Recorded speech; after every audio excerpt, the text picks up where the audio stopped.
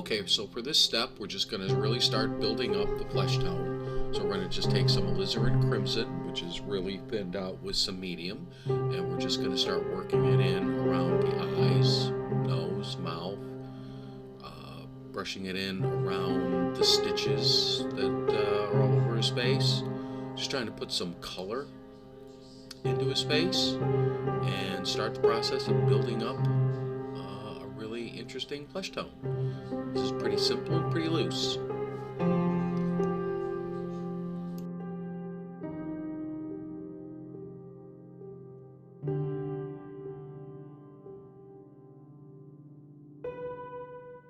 Okay, so once that's done, we're going to take some alizarin crimson. Again, that's really thinned out. We're just going to start covering the entire face with little red veins.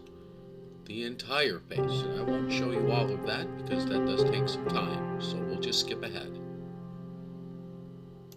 And just showing you a little bit more. We just keep going and going. You just imagine veins. We're going to cover the entire thing with just veins. The entire face, but then we're going to cover it all up again, so not to worry.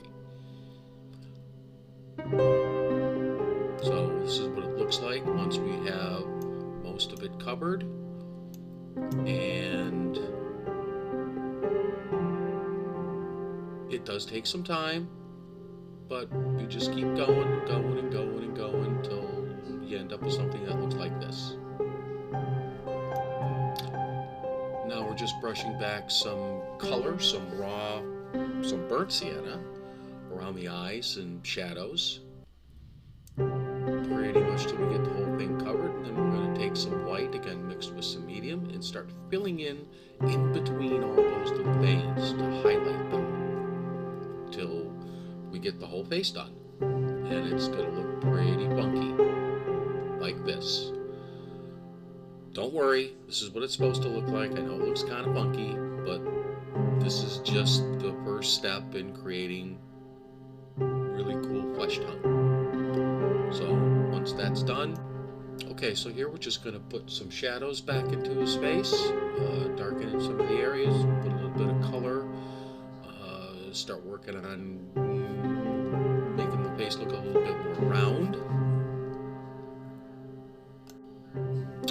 And now we're going to take the flesh tone and make it really thin and transparent and start painting it, just dabbing it on top of all of those veins where you're going to cover most of it. And that's pretty much what it looks like once you get the whole thing covered. And I'm just going to go back and put in a few little highlights back into the eyes because things tend to disappear, so you have to bring them back out.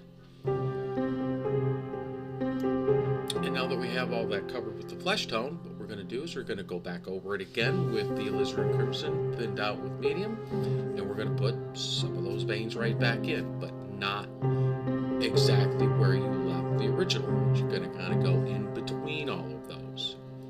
And I know my camera looks terrible here. I was playing with the light, but I have a new camera coming that will be much, much better, and that should be here next week. So we'll just have to suffer with it for now. So we're just going to put some more shadows back in. I took some sap green, which I thinned out with medium, and I'm just going to brush it around the eyes, nose, mouth. Just start adding a little bit of color because we do need some color other than just flesh tone. So we're going to add some of that. And this is this process we're going to go back and forth a few times, adding some color, covering it up, adding some color. Sometimes it takes quite a few steps. So we're going to add some green, and then I'm going to add some more shadow back in with burnt sienna. And as you're going back and forth with this, you see that the shape of the face starts taking on some dimension. And it starts actually looking like something. At least that's the idea. Eventually we get there. So once we do that, get our shadows back in, then we're going to go back to the flesh tone. And again, we're going to thin it out with some medium. And we're going to paint that wet on wet right in with those shadows that we just laid in. And just kind of let it blend together. So what you're doing is you're putting those veins in, and then you're covering them up, and just little bits of it show through here and there as you go. And that's what builds up a little bit more depth of color, much more interesting flesh tone. It's definitely worth all the effort. It can be rather time consuming though, which is why I'm cutting these videos down, you know, these little segments down a little bit shorter, because I don't know if you need to watch me do this entire thing. But after you do this 5 or 6 times, then you really start to get the idea. And once I get my new camera in next week and I'll be able to zoom in, I think you'll really be able to tell what effect I'm going for and how it's being achieved.